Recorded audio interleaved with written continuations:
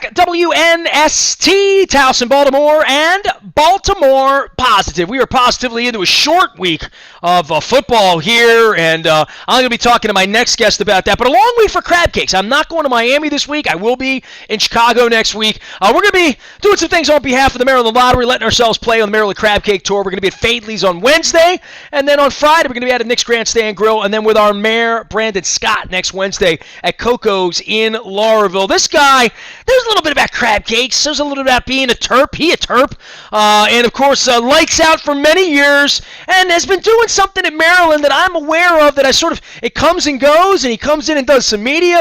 It's been a long time, going on 2 decades now. Shawne Merriman has been doing things for the community, in the community, and his time as a Terp, and it's always good to visit with you. A lot of times I see you at Super Bowls and doing media stuff, doing Terp stuff and whatnot, but nice that Zoom can bring us together here and talk a little Lamar, and talk a little Terps, and talk about doing something good in the community, because times are tough right now, Shawne.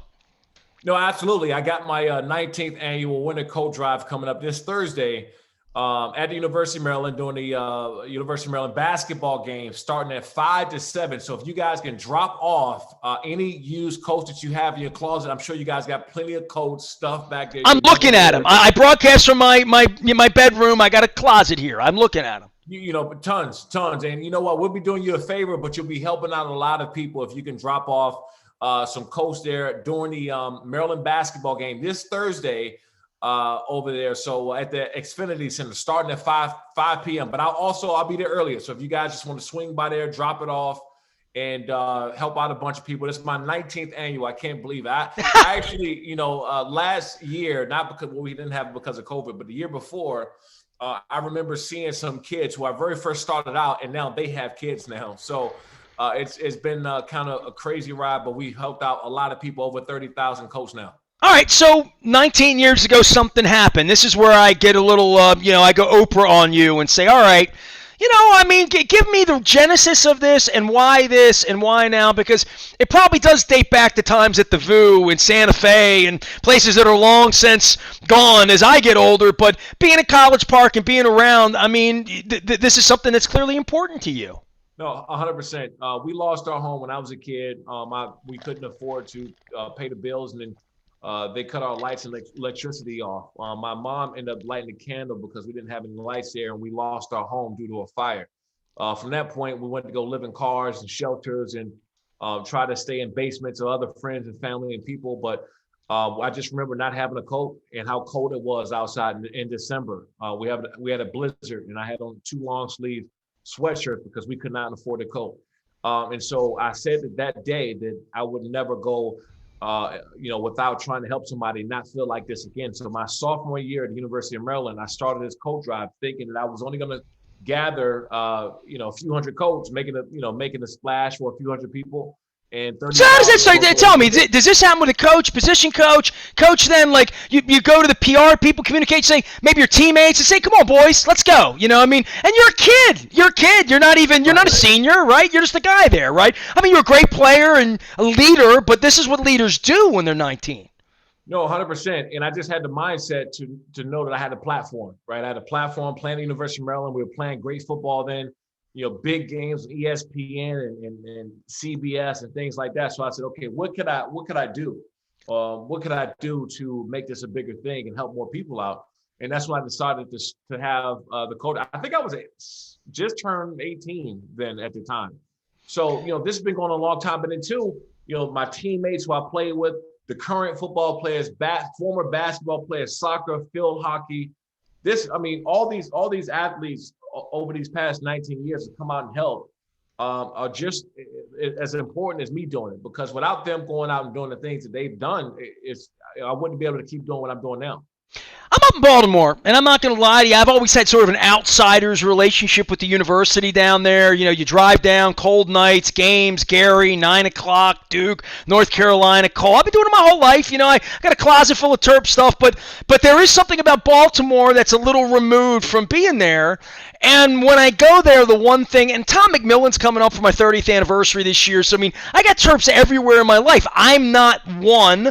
I cried when they cut down the Nets in Atlanta. I was at the semifinal game, came home and watched the other game here in Baltimore. Richie Coliseum, concerts back in the 80s. I mean, all of that. You're a part of it, and I sense when people come there and are a part of it. And I asked this question. I have a dear friend of mine celebrating my 10th anniversary of our friendship today. I saw it on Facebook. Who's a big donor. He's family's done well. He's courtside a lot. He's the guy at the Bahamas when the Bahamas basketball happens. He's the guy at the Tidy Bowl when you're in the Tidy Bowl. He's the guy at the Orange Bowl when you're in the Orange Bowl. So he's that guy. And I said to him, the value of that and the Terps and where you are, give me the 20-year take on that you come back and do good things, but there is a real tight-knit community for people who are associated with the university that are for life. And literally, you're one of those guys 20 years later. It's a for life thing for a lot of you who are a part of it.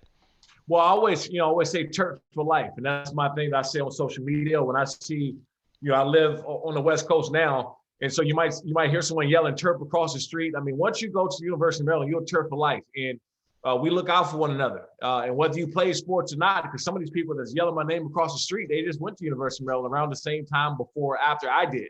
So, it becomes a family. And so when I have an event and a charity event 20 years later, you're still seeing people that was there, 1 and 2 and 3 years in, they're still showing back up for this thing. And some of the times, the hardest parts is, some of the people who were very important to this charity event who's no longer with us. And that's, some of the things like, man, this has been going on a long time and life's changed. But like I said before, if it wasn't for the University of Maryland, the student athletes there, the people that have been coming out and supporting this thing for the past, 20 years, I wouldn't still be able to do it. We're still collecting 1,000+ coats. And, that's a big deal helping out, 1,000+ people.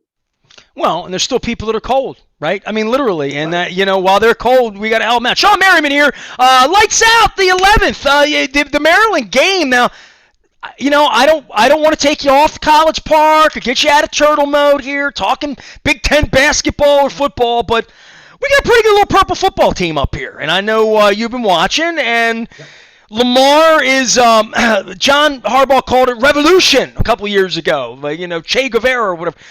We're this far into this, and I was the bad guy at the press conference the other day that had the audacity to say, you ran 21 times. That's probably not the prescription to keep quarterbacks healthy because guys like you were there tackling quarterbacks like him. And when you caught him, you hit him. And when you hit him, sometimes bad things happen.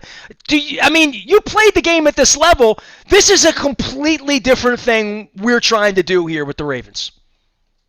Yeah, absolutely. But, look at it. It's fitting what Lamar Jackson is capable of doing. If he wasn't, it's not like, he can't throw a check down route. He go through his his progression and decides to take off and run it. This offense is built around him running the football, period. And what makes it harder, especially being a former defensive player, when you watch Lamar Jackson, is how do you stop it? Especially when he's starting to throw accurate. This year, I think we've probably seen him, forget the deep balls. He's always had a deep ball. But when he's starting to get guys on timing, crossing patterns and crossing routes and slants and out patterns, Lamar Jackson is unstoppable. He really is. We know what he can do with his legs. But what do you do as a defender when he started to throw an accurate football? And that's the question that we all have to answer. Shawne, I would just take exception to one little thing you say. It's built around him running. I would say it's built around the threat of him running. That it shouldn't be built around him running. I mean, to me, it should be built around. He should be running 8 times a game, maybe 10, in the thought that that's the thing you do when the passing's not working. But this is what they lost 3 running backs to start the season. They have 3 30-something running backs. They have not been able to get their fullback on the field with Nick Boyle. They lost their $150 million left tackle in Ronnie Stanley. The offensive line has been completely in flux, and the wide receivers have been injured. Bateman, Watkins now. I mean, they're 6-2. They're going to Miami. They're going to Chicago next week. I'll be out there eating deep dish pizza. I need that before Thanksgiving and a pumpkin pie. But I would just say where they are right now is catbird seeding. And you've seen this league a long time, and you had to deal with Peyton Manning and Tom Brady and King of the Hill and Brett Favre and all of that. Roethlisberger when he was right. This is up for grabs. I mean, it's really there's no great team, and there's no great team coming as far as I can tell. No, I say that the AFC is completely wide open. right? I mean, they really are. You got some teams in the NFC that are dominant. The Arizona Cardinals, dominant. I think they're the best team in football. Dallas Cowboys, other than this last game, I thought they looked really good. So you got some teams that look dominant, right? Now, AFC, if you look at it and look at what the Ravens doing, especially with that many injuries, you have to start talking about John Harbaugh being a possible coach of the year. If they keep winning football games as they are with that many injuries, and not injuries to guys where you don't have depth, I'm talking about your key players. Marcus Peters goes down with early on during the year. Your star running back goes down, which you looked coming into the season, making sure that Lamar Jackson don't have to run the ball 15, 20 plus times. You're looking for that because that's why you have Dobbins there. He gets hurt. Then you're still finding ways to win. So, give this team credit. I mean, they found ways to go out and get it done. And like I said before, if they continue to win and go out and do the things they're doing now, Harbaugh has to be up for Coach of the Year. Shawne Merriman's here. You can follow him out on Twitter. You can follow him right on down to College Park for the Lights Out event, 19th anniversary. This is on the 11th. Bring your coats down. Very simple. Watch the ball game. Leave peacefully and exit to watch the Ravens do what they're going to do down in Miami at Hard Rock. Homecoming for Lamar and Hollywood, and last time they put a show on down there, Dolphins where they are. Tell me about these Thursday games, bro. I mean, I've never played one, and I was asking tough questions. They played 70 minutes before Tucker hit the field goal to beat the Vikings, and we're watching them slog around. The sun goes down at 3:30 now, so it's pitch black out, and I'm thinking to myself, they got to play football in 96 hours, and Lamar just took on 21 times the traffic, and they played 70 minutes. A couple of the veteran guys, Jimmy Smith, Pernell McPhee, those guys didn't get any minutes, and I thought, okay, so they're going to be 20, 30, 40 snap guys against Miami, but I can't think that those guys roll onto the plane on Wednesday. They're not sore all the way to Miami this week. I'll tell you this, it's fine until you get past your 6th and 7th and 8th year.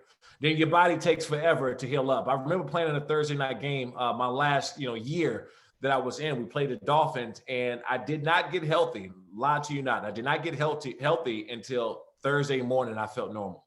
Walking onto the field, waking up that morning where I finally said, you know what, I don't feel like I've had a game. But it took me those 3 or 4 days to get there. To feel, now the game has changed just a little bit, but it's still football. You still go out there, you're playing 60, 70 plus snaps. So when you look at it like that way, it is very hard. It's easy. I think we remember when Thursday night games first launched, how many blowouts there were. Remember how bad football was in Thursday night games because you just had certain teams that just was not prepared to play on Thursday. Well, installing a game plan. Forget the body, just being even mentally ready to play, after you've played hard, long Sunday, getting on planes, doing all that kind of stuff. Going down, the climate's going to change when you get down there as well. Shawne Merriman is here, and I guess for the league and watching it from the outside, having been a long-time player, I'm from Baltimore, bro. You know what I mean? I watched old Colts. We lost Tom Matty here last week, and having that generation where there was no football here. What's it like being a Charger? I mean, I don't mean to be flippant, but I love San Diego. I mean, my aunt lived out by San Diego State, El Cajon Boulevard, right off College Avenue. I ate 10 billion Rubio's tacos, OB, PB, Gas Lamp, all of that. Tony Gwynn, and it's a little spooky. There's no football there. There's not going to be. For all of you guys that you Weddle, but going back to Dan Fouts, to everybody, I grieve that, and to know what they did, I'm pissed as a fan, a little bit. Yeah, but when you're close to the situation like I was, you knew that was inevitable. You knew it was going to happen at some point in time. I believe that San Diego is one of the best places, if not the best place to live in the country. I argue about that all the time to anybody. I think that that's still home for me. Always will be. On the business side of it, you understand that the opportunity was there in LA. And it was not in San Diego where they could not stop what was going on and what was happening. So it was unfortunate, but as long as they keep winning games in LA, people are going to show up. I'm at every home game. So I see the tides turning. I see the Chargers jersey showing up. I see how loud they get. You're going to have some, Raiders fans out there. You're going to have some Rams fans. You're going to have some other teams fans because LA is just a destination that people want to go and move to. A few Raiders fans too in LA, just a couple. Oh yeah, it's a lot of those. But they left out of there very unhappy, so that was a good thing too. Brother, I appreciate you. I've always appreciated your visits over the years with me, my radio station, other compadres, and always a pleasure when you're doing something great for the community, coming back home and being a Terp, as they say, right? Always and forever. So I'll see you guys Thursday. Against the Maryland basketball game, Lights On Foundation, collecting coats, 5 p.m. to 7 p.m. Come out, bring those old coats you got in your closet. You're going to help out a lot of people, and it's for a great cause. Let's go beat up the Big Ten in basketball for a little while. Show our muscle down there at College Park, all right? That's right. Shawne Merriman joining us here. You can learn more out on his Twitter. He puts all the stuff up on the Twitter. You can find him on Instagram as well. And the Terps are making a big deal about this too. Bring a coat Thursday night before that Ravens Dolphins game and before the Maryland game down at College Park. I'm Nestor. We are WNST, AM 1570. Towson, Baltimore. We never stop talking. Lamar Jackson, Ravens, and Baltimore Positive.